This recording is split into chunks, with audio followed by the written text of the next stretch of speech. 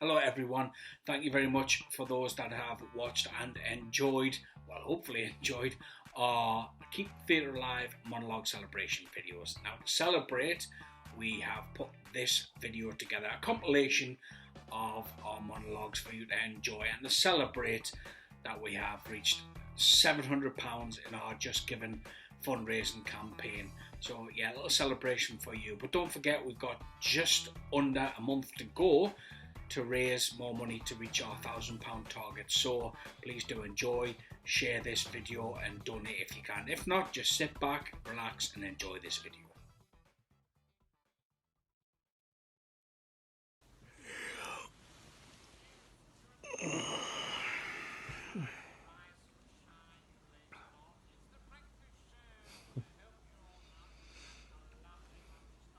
It wasn't easy. I mean, can you imagine having to tell your parents something like that? It's not exactly something you can blurt out in the middle of Gogglebox, is it? I had a friend who went through the same thing. He had to tell his parents. Practiced it every day. Rehearsed it like it was a play. Everything he'd see. Went over it and over it till it was word perfect. But when I got to it, well, he bottled it, didn't he? Waited till they got in from work, sat them down and said, look, I've got something really important to tell you. That was all. That's all he said.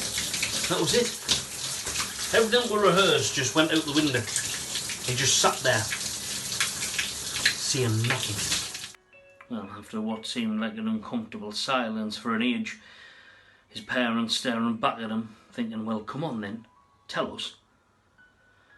He finally blurted out the first thing that came to him. We've run out of probiotic. Well, it was another 2 months before he plucked up the courage to tell them. I mean, that was no good for me. I mean, I was shit myself. Especially in this shit world that we live in, where everyone wants to destroy each other just to make themselves feel better, judging each other, trolling you. I mean, I knew I'd be judged. But to be judged by your own mum and dad, to be disowned by your family, I mean, there's no words that can describe that.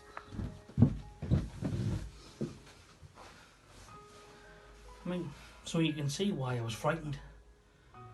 But after a lot of time and support from my friends, eventually I did it. And you know what? Best thing I've ever done. I think in a strange way it's actually brought us closer together. I think they knew the abuse that I'd face every time I walked out the door. But they knew that I'd need them by my side. So if there is anyone out there like me who is scared to tell the parents, don't be. Be proud. Be strong. Sit them down and just say, look, Mum, Dad, I want to be an actor.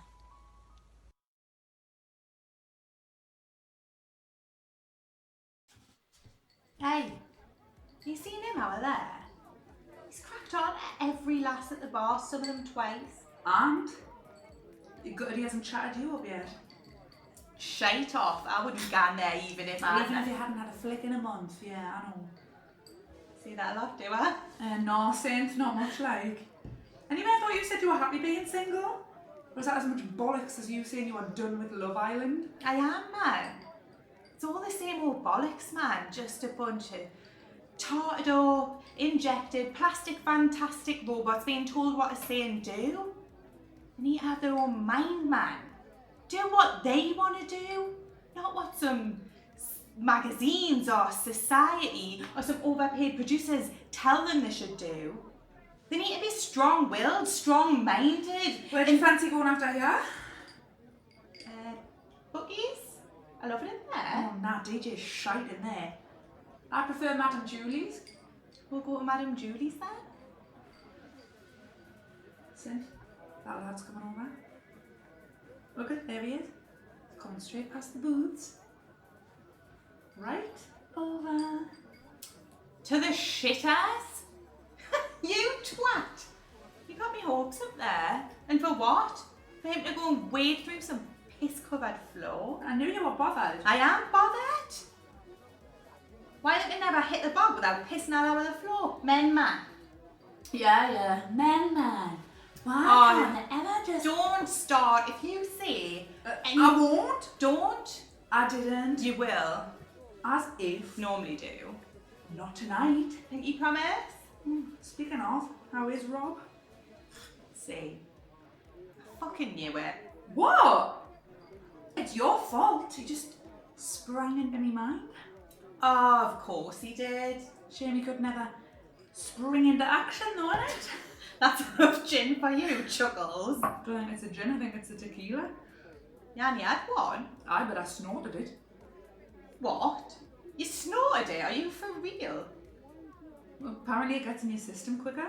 Says who? Oh, these lads at the steamboat. They had this upside down wine glass, right? Pouring tequila on it. And then with a half cut straw, they started snorting it all off the top. Are you taking the piss? No, serious? Deadly? Got to one point, the little fat one was running across the seat and going, I've got tequila tears, bitches. And you thought that was a good idea? Why? I never said it was a good idea, did I? Just thought, life's too short, innit? If I had balls, I would be grabbing life by them right now. Oh, I'm just picturing you with balls. Speaking of balls. That was quick. He definitely hasn't washed his hands. I tell you this, he is definitely not putting those on me, the monkey bat. What? Cynthia. No, sorry. What? Why? I only like women.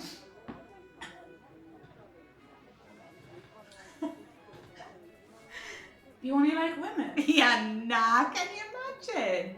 It would explain his shy love like women though, wouldn't it?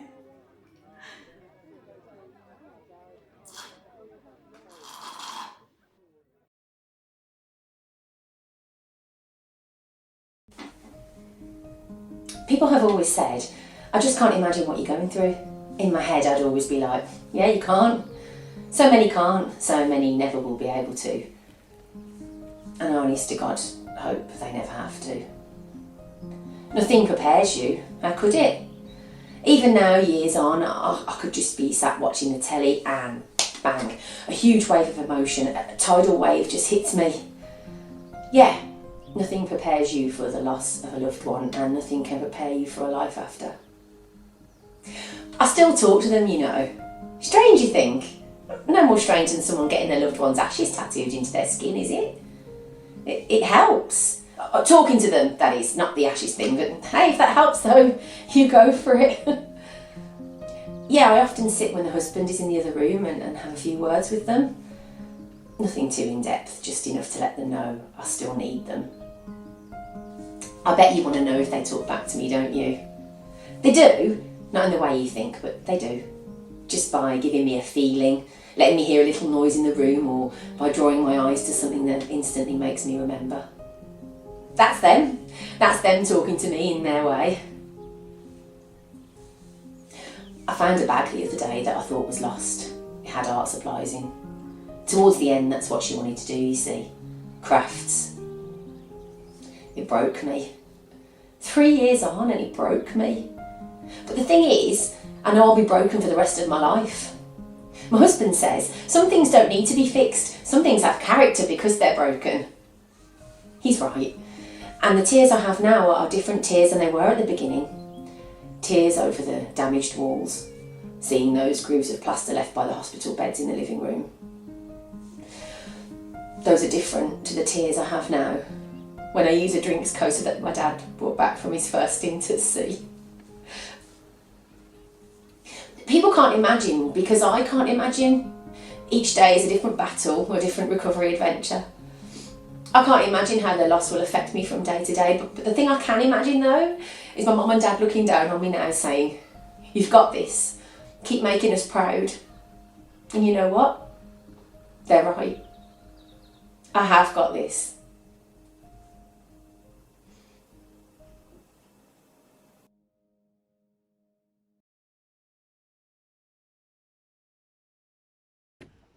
Billy! Billy! Billy! Billy! Billy! Billy! Nah, ignoring us again? Aye, again. I mean, I suppose that's what happens when you sleep with someone's sister, like. Oh, you think I slept with his sister? No. He booked my sister. Aye, me older, shorter, Peter Kay looking sister. Oh, you know? Oh, I seen her on the estate, have you? Aye, she's the one selling custard creams from a fucking carrier bag. Aye. Well, they do say you can't choose your friends or your family. I mean, I wouldn't want to choose either of them, like. I mean, look at Billy there, gone into the fish and chip shop, not speaking to us. I mean, he started ignoring me because my sister started stalking him. Yeah, now he's not speaking to us because he got caught selling fake Oyster cards outside Chucky Wacky Doodah. I mean, look, if you want to be part of this life, man, that's the risk you take, isn't it, man? I mean, look, if I told you, right, to go and stand outside of Nando's selling some knock-off Nando's sauce, you can't come running crying to me when the police catch you with 27 bottles of terry sauce down your trouser leg. What? What's terry sauce? Well, that's the sauce that my stepfather Terry makes in his shed, aye. Well, it's just his version of peri-peri. I mean, it's only small-priced tomato ketchup filled with chili powder, like. I mean, tastes proper rank, but does spice up your mushroom pit, I like. But anyway, man, I mean, look, I mean, if he wants to be part of this, he's got to know what he's getting himself into, man. I mean, you can't go, right, you can't go watching Goodfellas, then go and get yourself a Primani suit and then think you're the Godfather. No, takes more than that, man, to run a racket on this estate, I tell you. Aye, well, Ethel tried it, didn't she? Aye, old Ethel, aye. Selling her Albi's fungal medication to the kids that chew on the goalposts on the recce out of the river. Aye, I mean, she tried and failed. I mean, that's the thing, you know. I mean, it takes so much more to be a gangster, man. I mean, and if he wants to be part of this, right, he's got to pull his head out of his arse. I mean, what? Look at him there now, aye. Coming back with the fish shop with his cod and chips, aye, look at him. Oh, what's the matter? Aye, go on, Billy, son. Go and cry to your mum because you can't make it as a gangster, Go and cry on your pillar, your huge pillar, because he's got a huge head, man. Aye, cry your chubby tear. He's had his headphones in the whole time, man. He hasn't heard a word I said. Harry, Billy, son. How you fixed this afternoon for knocking out some phone batteries outside of Argos?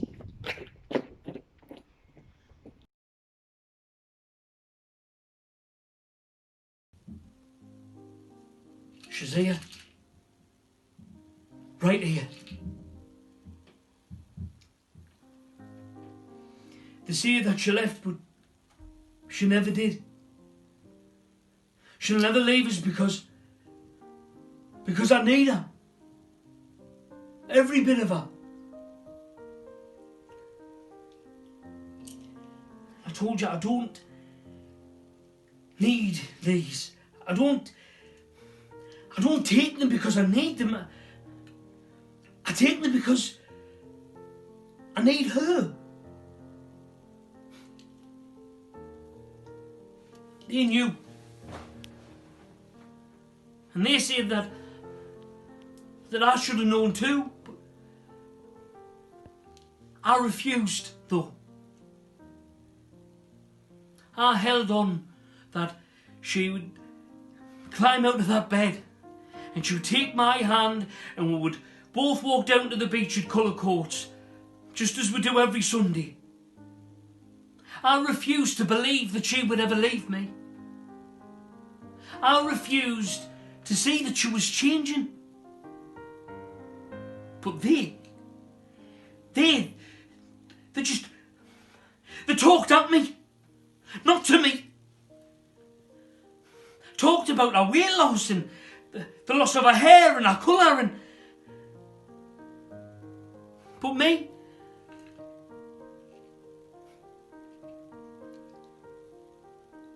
I looked at her, lying in that bed, and I still seen the most beautiful woman. My beautiful woman.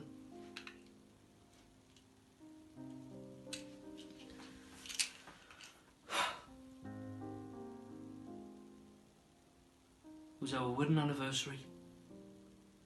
And you know what? Although she was lying there in that bed, I still seen that same girl that was there all those years ago. That night, just dancing all on her own. Dancing like no one was watching. At the party at the house that year. Everyone came and went. It was like a busy bus station at times. Well, except there's people in the corner begging for change. But so many memories washed over us that night. From friends and family that I hadn't even seen in years.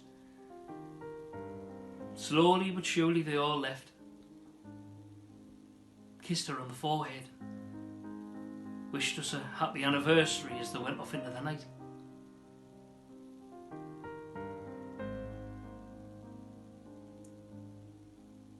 When they were all gone, we held on to each other. I kissed her forehead too. She said, "Thank you. I'm ready to go now." And she fell asleep in my arms. They say that she slipped away, but she didn't. She slipped into my heart.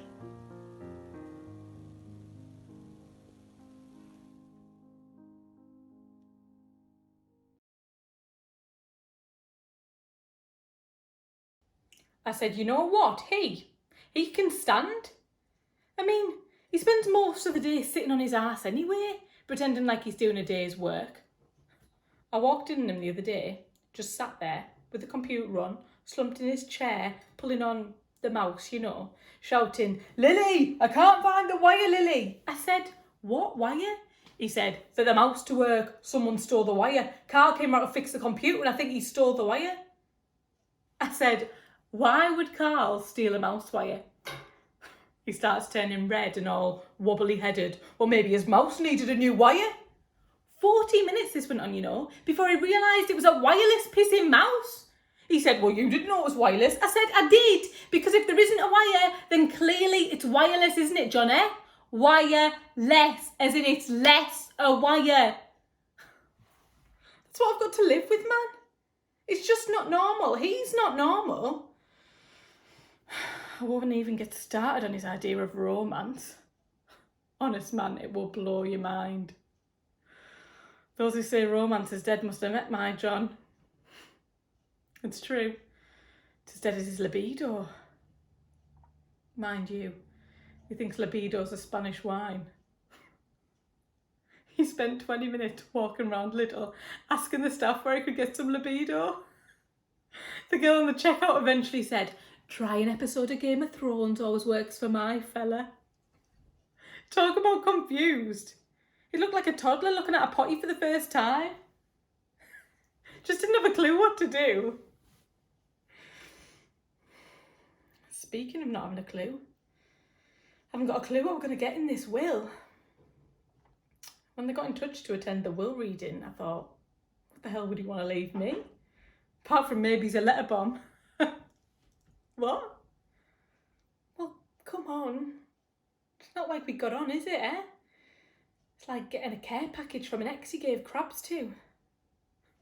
I'm not expecting rainbows and unicorns when I get there, I can tell you. I best put a nice dress on though, just in case, eh?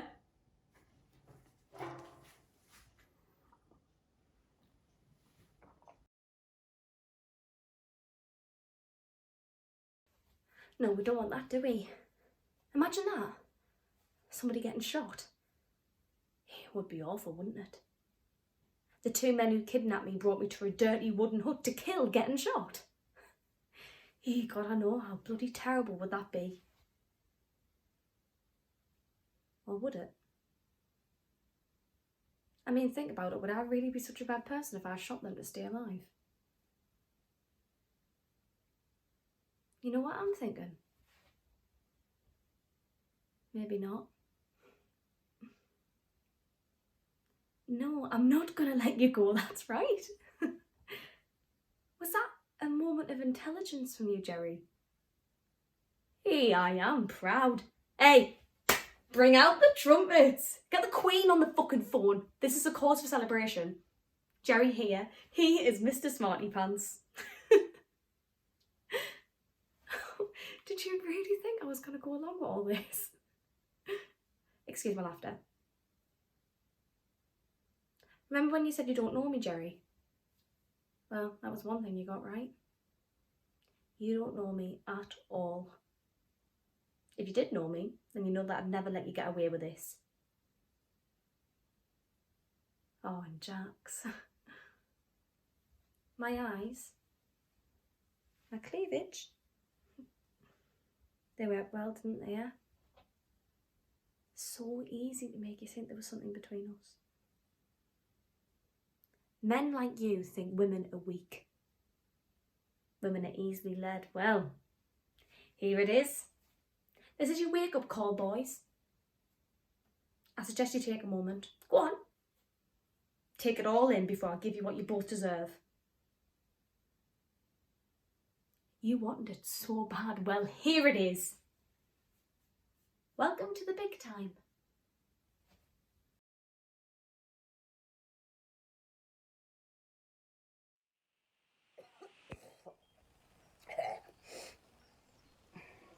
Hey, I see her out of the roads late, but I've been to it again.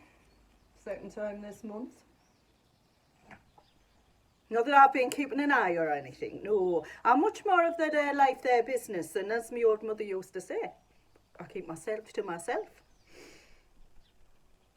Speaking of, though, I was sat at the bus stop yesterday. Aye, waiting for a bus. I thought, oh, I'll drop off some of that leftover apple crumble for our Tommy. Because he's never been right since that. He lost his Jenny, you know. Terrible bit of news that was. Awful. I mean, there they were. Sat outside the baker's, enjoying a cream horn, as you do. When that was it, she was gone.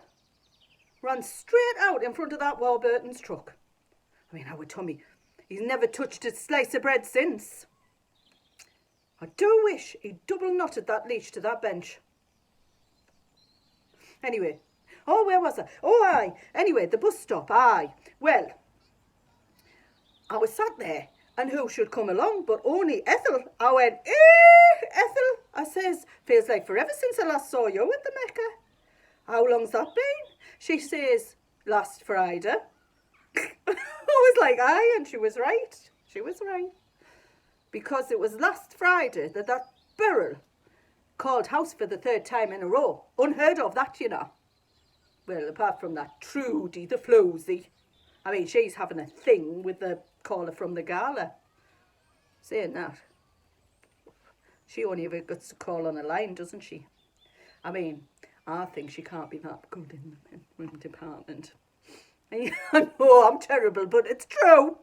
I mean, she's hardly sharing her Iceland vouchers with him, is she? Anyways, I says to Ethel, I see her from number 14's got them down again. She says, never mind that. She says, has she ever had them up? I says, well, if I'd bought net curtains that needed tacking down that often and bleaching, well, I'd just stop smoking. Filthy habit, you know. It's what took our George. Tragic. No, man, not cancer, man, no. Fell asleep with a fag in his mouth, didn't he? Went up like the Hindenburg. His electric blanket was sparking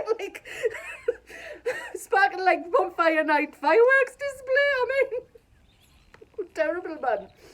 Mind saying that, it was no age at all. I mean, 86, it's no age. I says to Ethel, it was no age, Ethel. She says, well, I've heard, you're only as old as the man you feel. I says, is that right? I says, come on then, spring chicken. How old are you? She says, 18. I went, eh? I says, that's a bit young, isn't it? And she looks at me like I was spitting apple pips at her. She went, no man, number 18, there's your bus. I was like, and there it was. And guess who was driving it? Only old Bobby. Well, you know what happened to him with the meat slicer.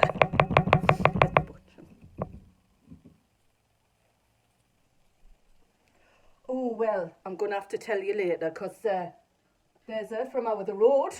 She's putting her bins out. Well, we hope you enjoyed that video, and once again, thank you everyone who's supported us so far, everyone who's donated to save our company and keep theatre alive. Keep donating if you can, but thank you from the bottom of our hearts for all your support, and we hope you've enjoyed all of our work so far.